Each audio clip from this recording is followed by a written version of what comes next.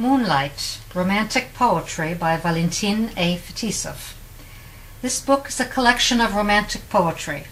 It was written while the author was still a student at the American University in Washington, D.C.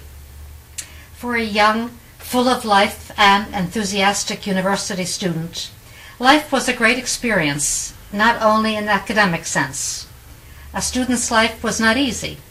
Nevertheless, it was full of romantic adventures. The author is by nature a romantic person, and there are many romantic adventures in his life about which he writes very sincerely in his poems. The author's devotion, in addition to poetry, is to singing.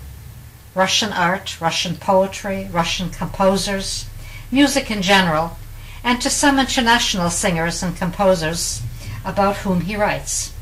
His devotion is limitless and clearly reflected in his reminiscences.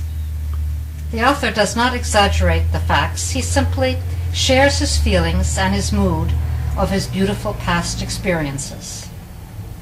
In his poetry, he is depicting his Russian soul, and he shares with his readers the experiences of his youth.